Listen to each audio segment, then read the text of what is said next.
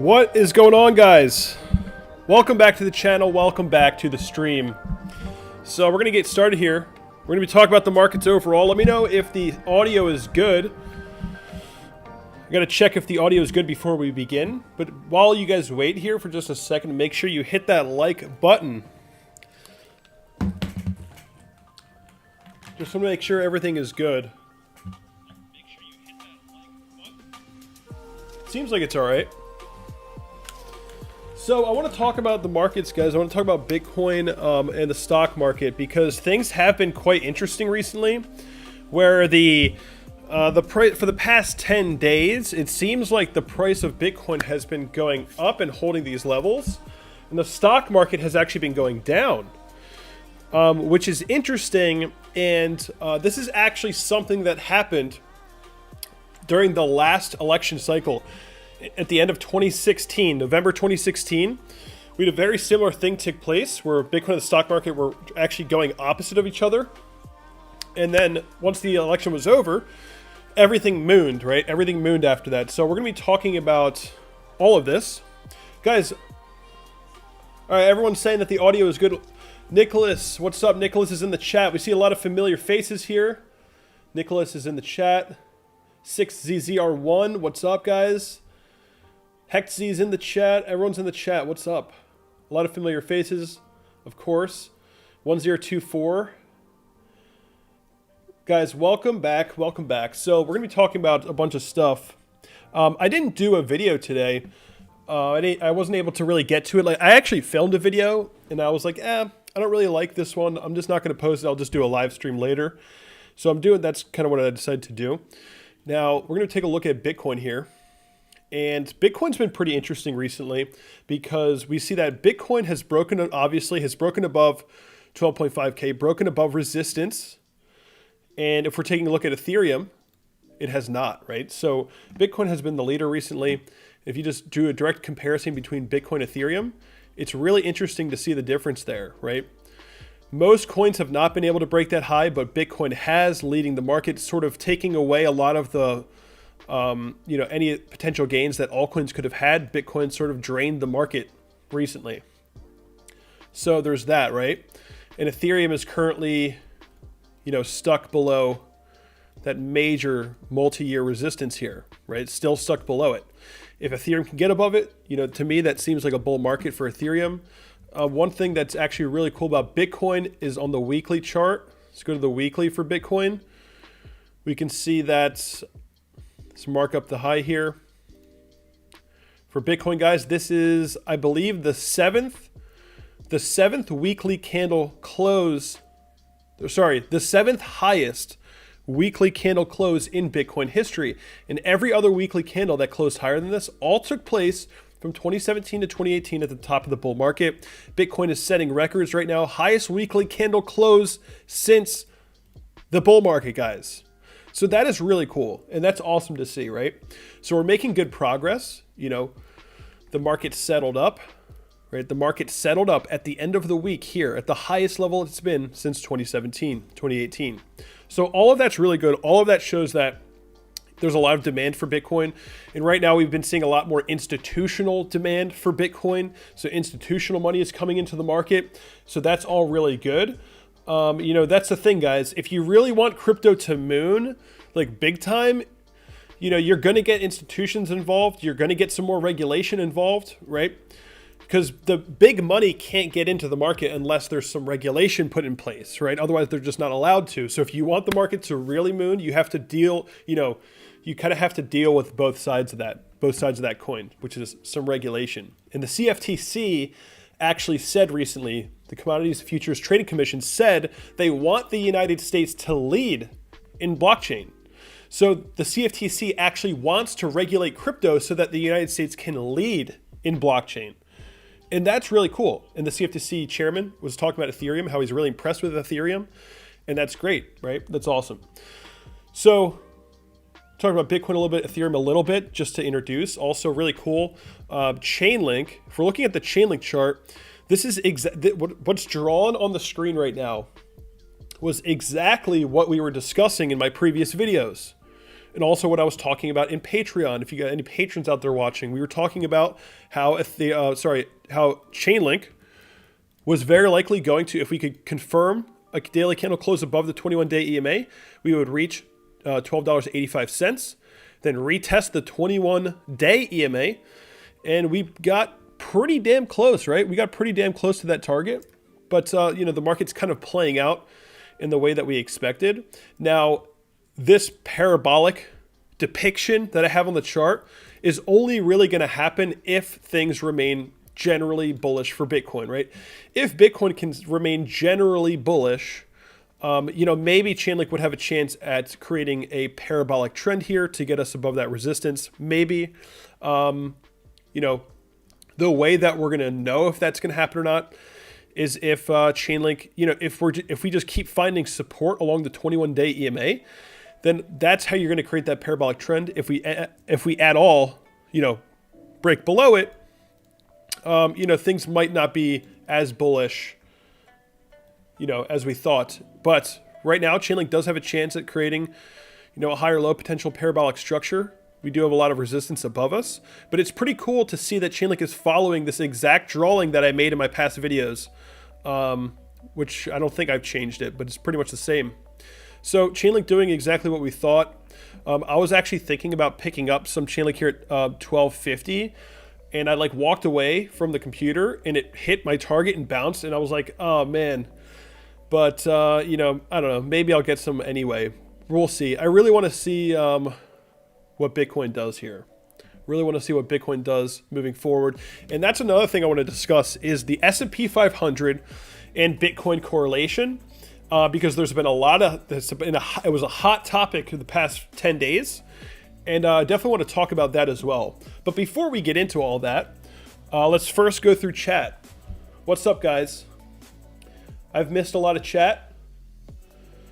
So yeah, so I see in the chat right now, we have one person saying Bitcoin decoupling. The next comment is no decoupling, right? So the Bitcoin stock market correlation, decoupling, no decoupling, is a very hot topic, and we're going to get into that in just a second, guys. So definitely hit that like button, stick around. I'm just going to go through chat real quick, and we're going to talk about that. What's up, guys? Guys, we have 300 people watching, which means we should have at least 300 likes. Scroll down, hit that like button. Nicholas says, Kev, my boy. What's up, dude? Anthony M is in the chat. Yo, Kev, Q4 2021, Anthony says. Anthony says, I want everyone to understand that we have flipped bullish, so bear season over. Expect 25 to 30%, 25 to 35% dips. Yeah, I guess in a bull trend, you're going to get those. So what do you guys want me to explain my thoughts right now on the stock market Bitcoin correlation? Because I think that's the hottest topic, and I have a pretty interesting thing to say about it. Ian says, just tell us that we're all going to be rich. Well, guys, if you can actually hold on to some long-term positions, you might make some money. You know, so definitely don't be too afraid of the volatility, right? Don't be too afraid. So let's talk about that real quick. So I'm pulling up right now the Bitcoin chart, and the blue line on the screen, the blue line is the S&P 500, the stock market, right? One of the top indexes. So what we can see is that since the global pandemic, right, since right before COVID-19 struck the world, we had a huge dump. Bitcoin and the stock market both dumped. Then they both recovered, generally around the same time. And if we look a little bit closer at what happened recently, they both, you know, found a top here, and both of them corrected. Then they both recovered pretty much around the same time, right?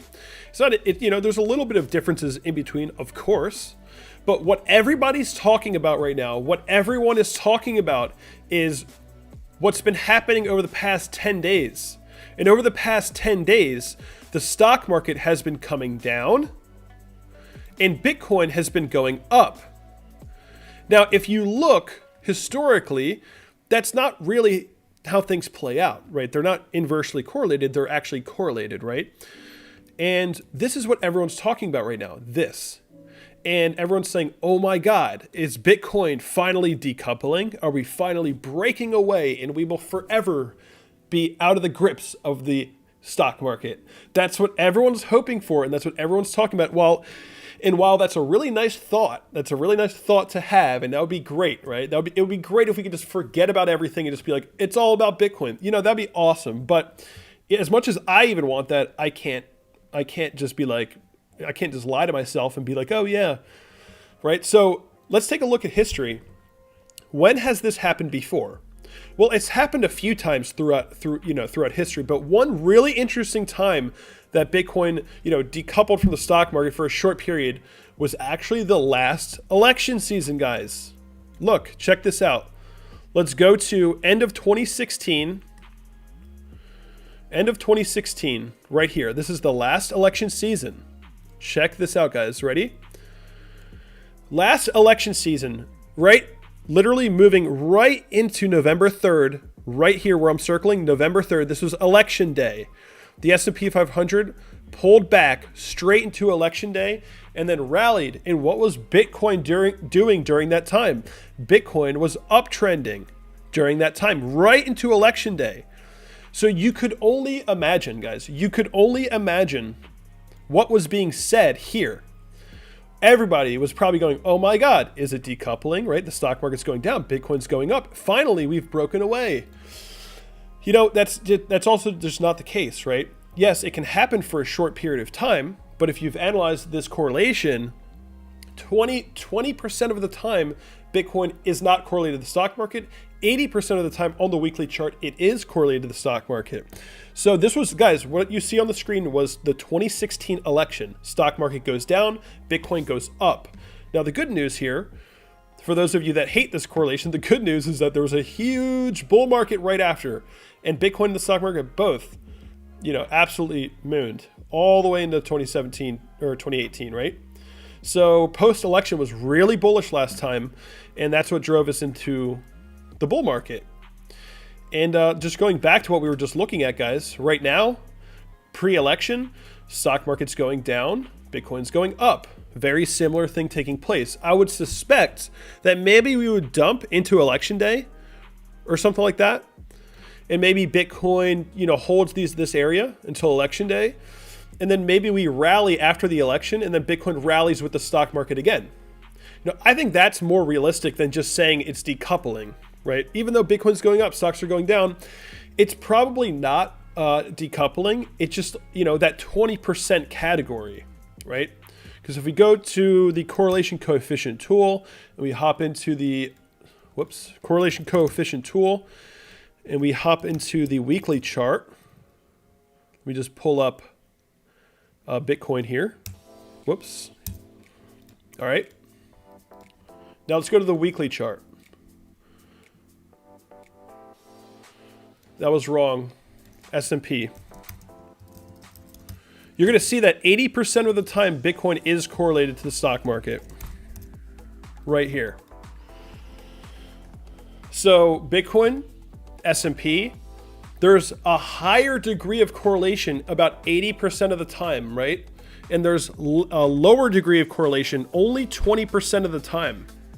So, just because we're seeing a little bit less correlation right here on this week, I don't think so, guys. I don't think I want to jump the gun and call it and just be like, oh, we're decoupled for forever. No, probably not. Especially, just think, guys, just be realistic here. If the S&P saw a huge correction, Bitcoin's not just going to go straight up. It's very unlikely. Is it possible? I guess, right? But that's my explanation right now. Some people hate that. Some people find it interesting. Some people think it's realistic. But that's kind of just how I see it. Guys, let me know in the chat if you just listened to that explanation. Click 1 if you agree. Click 2 if you disagree with my explanation. Click 1 if you agree with it. Click 2 if you disagree.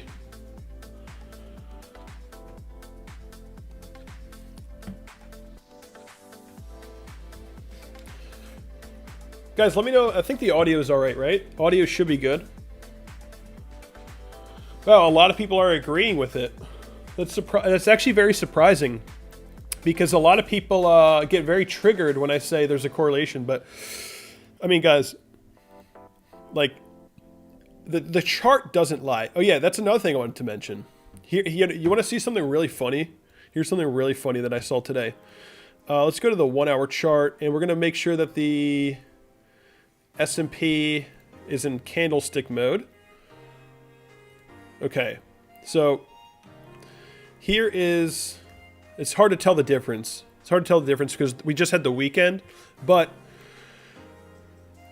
this top chart here is Bitcoin up here, guys. This is the S&P today when it opened, right? Looks a little weird because it's on the Bitcoin chart, but let me just show you something here.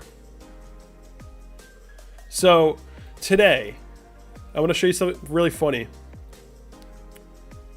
Again, Bitcoin's up top, S&P on the bottom. Looks weird, but whatever. Barry Silbert. So first of all, Pomp came on to Twitter an hour before the stock market opened and basically said, look, everyone that says Bitcoin's correlated to the stock market, they have been proven wrong. You know, even though we just saw that it's correlated 80% of the time on the weekly chart. And then, you know, once the stock market opens, Bitcoin dumps, right? That's not a coincidence at all. And the funniest part was Barry Silbert, the CEO of Grayscale, came on Twitter half an hour after the stock market opened and said the decoupling, right? Half an hour after the stock market opens. And he did that because, watch. Man, you can't even see this right now.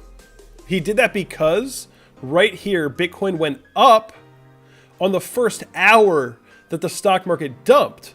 So within a half an hour, he made the determination that, well, the stock market is dumping and Bitcoin hasn't dumped yet. Therefore, we have decoupled.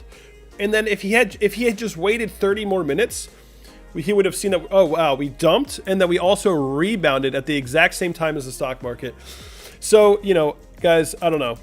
The whole decoupling narrative, it doesn't make sense to me because you actually need years worth of data, or at least like 6 months to a year or more worth of data to actually make the determination that something has decoupled, right? Because you can have months you know, like this right here, watch. Like this area right here where Bitcoin's going down like this and the stock market's going up. Okay, yeah, they decoupled, I guess, but then they just snapped back into place at a later date. You know, it's not that easy, right? But yeah, I don't know. That's just my explanation. I don't know. Some people wanted to hear that. Just looking at chat real quick. 80% is most of the time. Yeah, guys. So basically the point here is that, here's the point. If you tried to use Bitcoin as a hedge against the stock market, you would lose 80% of the time. If you tried to use Bitcoin as a safe haven against the stock market, you would lose 80% of the time.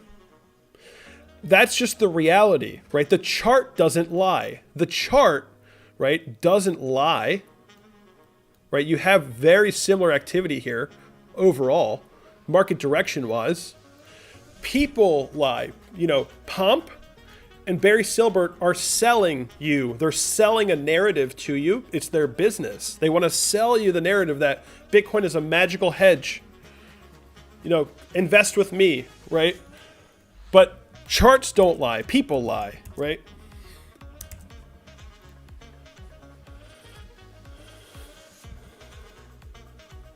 You know, but, you know, of course, Bitcoin could decouple for like a month or something, but eventually things catch back up, right? That's just how it goes. It's just how it goes. We have 400 people watching. If you're enjoying the explanation, definitely hit that like button. See if we can get 400 likes. We have 140 likes. If we can hit 300 likes within the next 30 seconds, we'll set a new record.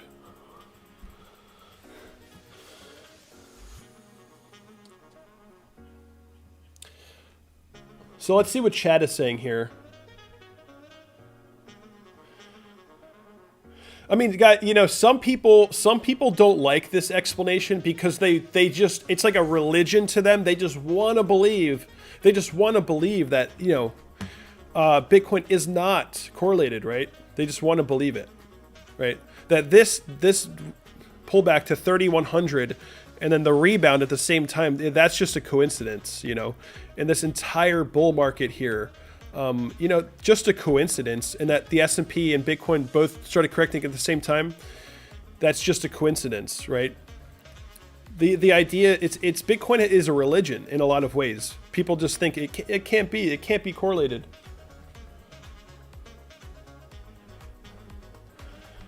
I'm just being realistic though. But anyway, yeah, someone's asking about Chainlink. Chainlink's doing almost exactly what we said in my last video, which is pretty cool, holding the 21-day EMA. As long as we hold the 21-day EMA, we'll probably end up coming up to test that resistance again.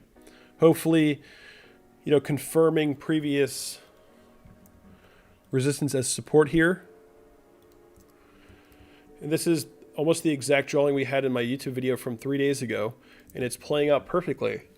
So if we hold the 21-day EMA, we'll probably end up creating a semi-parabolic structure. If we break below it, of course, that changes. But so far, it's looking pretty good for Chainlink.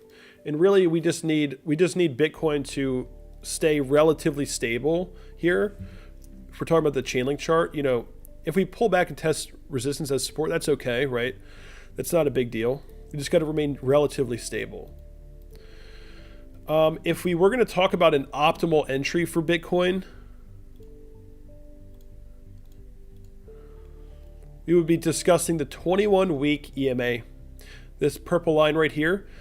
You know, if at any point you see Bitcoin meeting this moving average again, I would call that an optimal entry, right? Anywhere along that would probably be really, really good entry for Bitcoin. So that's like, you know, something that was happening in the last bull market as well, right along the 21-week EMA.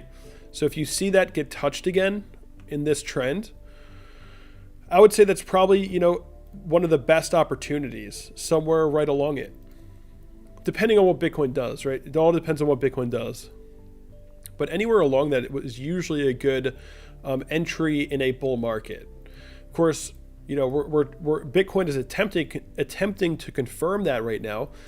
If we get above 14K, you know, there's really not much going on above 14K, right? There's not much going on there. At that point, if you get above 14,000, you're kind of confirming a bull market, right? It's almost pretty much confirmed once you get above that macro high. Things would probably get really, really bullish. So again, target that 21-week EMA for your entries if things remain bullish. You know, if the bullish case was to play out right now, and we are going to enter a parabolic trend, if that is the case, then 12,000 would be the next optimal area for entry, right? We would probably not go, what I mean is we probably won't go below 12K anymore if things remain very bullish. But again, you do need permission from the stock market usually. Usually you need permission from the stock market. So we'll see if the S&P enters a major correction, you know, things could get bearish. But you know, the last election season, Bitcoin was going up, the S&P was going down into November 3rd, right there, and then we had a huge bull market right after the election. Hopefully we do that again. That would be fantastic. But we'll see, right?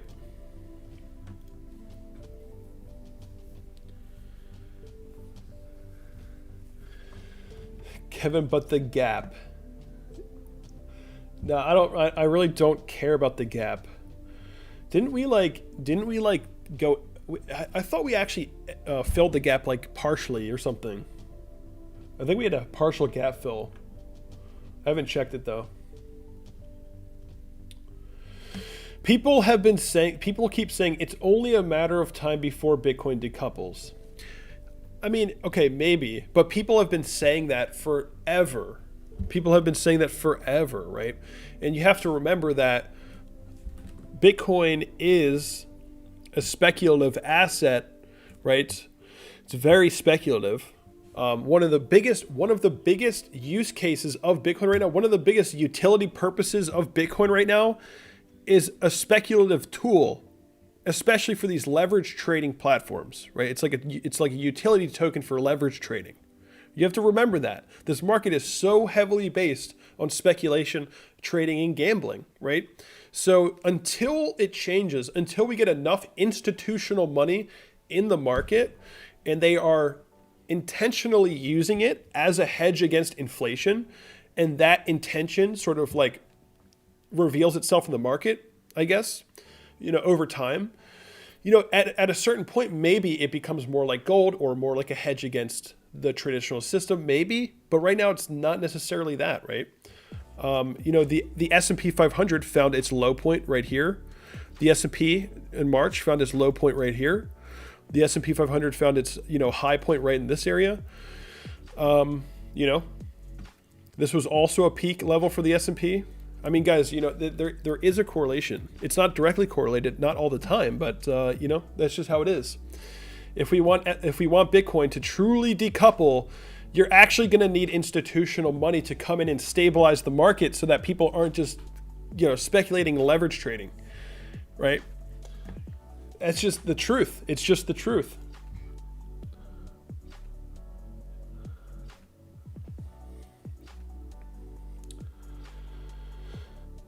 Jesus says his favorite S coin is Bitcoin Cash and Bitcoin SV. Yeah, I'm not really a fan of those. Not really a fan of those. And I also don't really care about gaps. I mean, guys, Bitcoin's natural volatility is what's filling the gaps. Bitcoin's natural volatility fills the gaps. It's not that the entire market is targeting a gap. Like, I mean, I don't know, that whole concept. Okay, let's actually, I just thought of an argument to debunk gaps. Like, Bitcoin is this volatile, and it's not moving like this to fill gaps, right? Because in the last cycle, it was just as volatile, right? So these crazy swings have nothing to do with filling gaps. It's just these gaps get filled by Bitcoin's natural volatility. And I'm very confident in that argument. So I don't care about gaps. Yeah, guys, what do you guys think about the second lockdown for the global pandemic? Some people are speculating that it's coming. I mean, some places have already done it. I'm actually not too sure what to think about it yet. Not for the United States. I'm not too sure.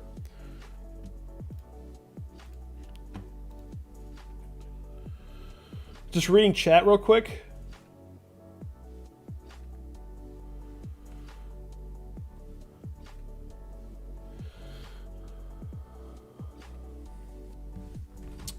So somebody's saying the bearish divergence on the S&P.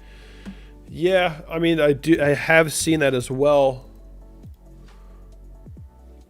So if we bring up the S&P,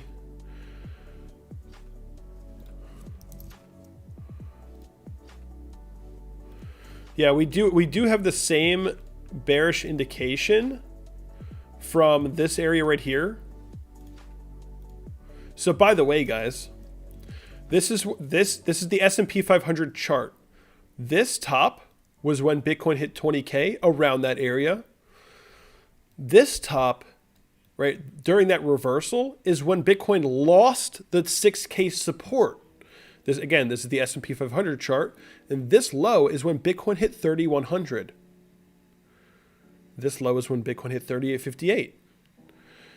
So, and Pomp attributes Bitcoin's COVID-19 crash to the liquidity crisis. But I want him to answer the question of how do you explain that Bitcoin hit 20K here, lost 6K support on this reversal, and then found a bottom at this low? How do you explain that? There was no liquidity crisis there. So Pomp is like just making stuff up to make his narrative sound better, because that's what he's doing. Anyway, we do have bearish divergence on the weekly chart for the S&P right here. So yeah, that is a bearish signal, and if we start to lose this support here, maybe it does play out. It's quite possible. I'm actually curious to see now what was happening. Yeah, we didn't really have any indications like that on the last election season. We kind of just rallied right after that. And of course, this was like the 2008 high, 2007 high. We came back, we reclaimed it, rallied up a little bit, chopped around, So that environment's a lot different. I mean, this is like the biggest bull market in U.S. history, I believe. And remember, guys, Bitcoin was released down here, right? Bitcoin was actually released here. So Bitcoin has only experienced a raging bull market and has benefited tremendously. So keep that in mind as well. You know, Bitcoin has never actually been a hedge against stocks. It never has. So if this does play out, if the S&P 500 does see some sort of major correction, you know, that's not going to be great. But we'll see, right?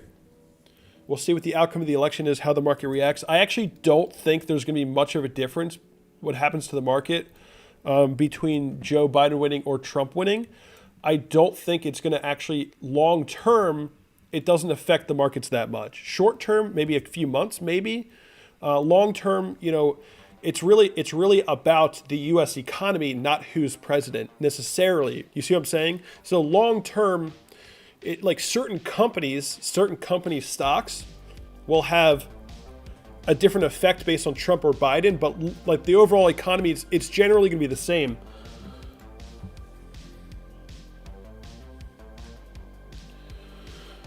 So it says, what do you think about BNB? You know, as long as Binance is a leader in the market, then yeah, they're going to do great.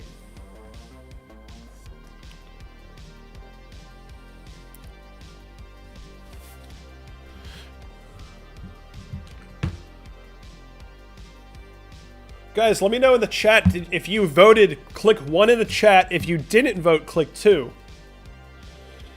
If you voted already and you're in the US, click 1. If you didn't vote, click 2. I'm curious.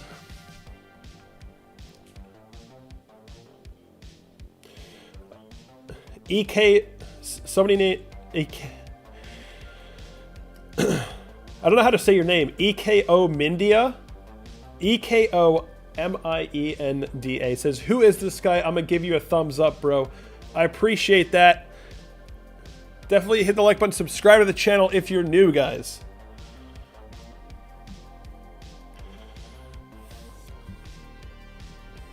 Here's my answer in the chat, if I voted yet.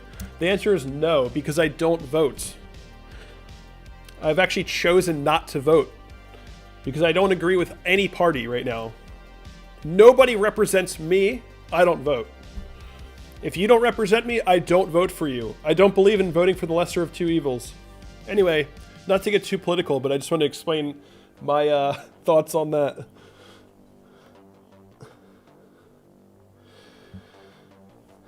Yeah, Jago says, Kevin, keep in mind, the stock market is not the U.S. market, but just a big part of the entire market. Yes, you're correct. But if I remember correctly, there were studies done that showed that 50% of exchange volume on most exchanges come from the United States. I think. So if I remember that correctly, it makes sense why the U.S. stock market has the most effect on Bitcoin than any other market.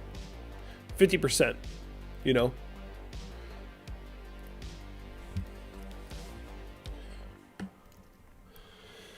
Someone says, "Don't talk politics." Well, guys, I'm not. I'm actually anti-politics. I don't vote. I just don't do it.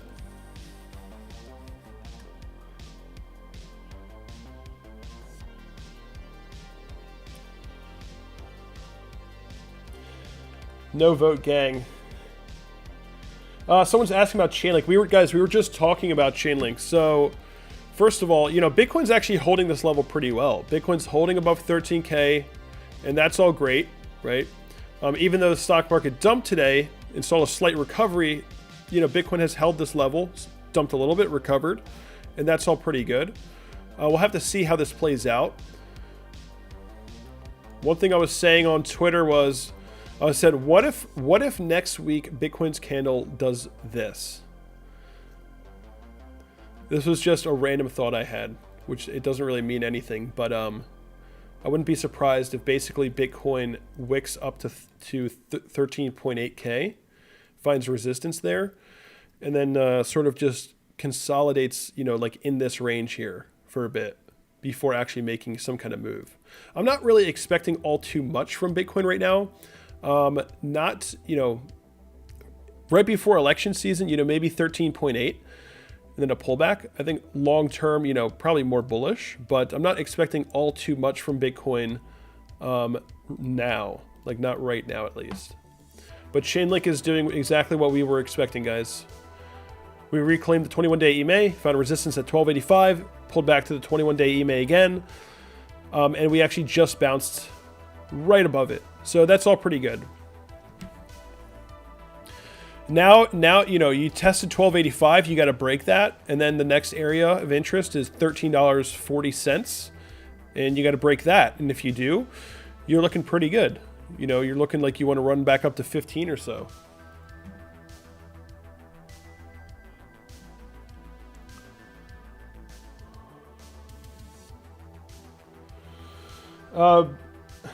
B Nasty says Bitcoin 20K soon. No technical analysis will see this coming. Yeah, guys. Sometimes the market will override TA, and anything that the TA experts are talking about just gets thrown out the window, and Bitcoin just rides straight to 20K. It's totally possible. I think it's less likely though.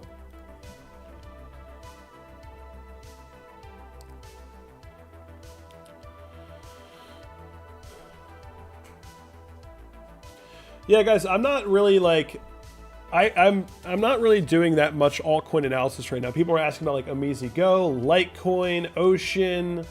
What else are you guys asking for? XRP. I've already talked about Bitcoin, Ethereum, Chainlink, and this is pretty much I already talked about what I want to talk about. We went over the correlation of the stock market. Probably gonna end the stream soon. Pretty much that's all I wanted to talk about today. I didn't do a YouTube video today, so I figured let me just come on and just have a discussion with you guys. So we'll see.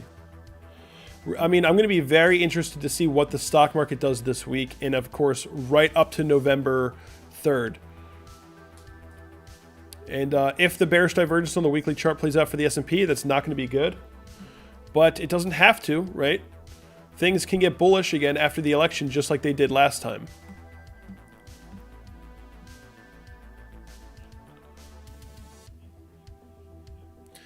But yeah, guys, I think that's going to be it for me today. Pretty much discussed everything I wanted to. Personally, in terms of Bitcoin, at this point, if the market just keeps going up, right? If we just keep rallying like this, which is like what everyone wants right now, which I think is not realistic, I'm just going to ride my positions, right?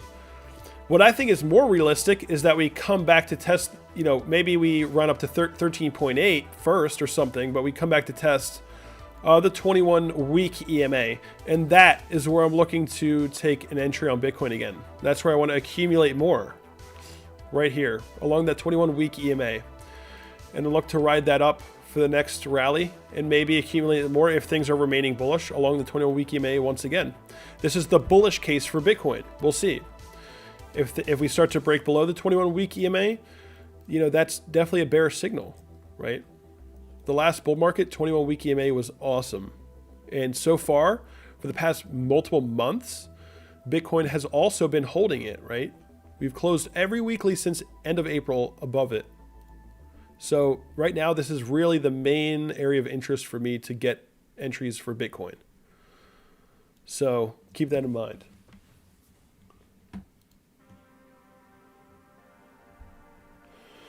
Alex coming in with the 5. He says, "You're awesome. Here's a super chat. Keep doing good work." Keep doing work. Alex, I appreciate that 5. Thank you so much, man. Much appreciated. But as I said, guys, that's it for me today. I hope you guys enjoyed this live stream. Talked about a lot of stuff. You can rewind it if you want right now. Check out everything we talked about. And yeah, that's going to be it for me today, guys. Definitely hit the like button on your way out. Subscribe to the channel if you're new, and check all the links below. You can also download the Cryptowatch Desktop App for free with the link below. It's a free thing, right, guys? I promote Cryptowatch, but it's free. You can sign up for free. You can download the desktop app for free. So I'm shilling a completely free product to you guys, no money. So there you go. Cryptowatch, sign up. Sign up links are below. Download links are below. It's all free, guys. You got nothing to lose. And if you guys want to support this channel, join the Patreon. You get extra content there. But that's going to be it for me today, guys. I'll see you all in the next video.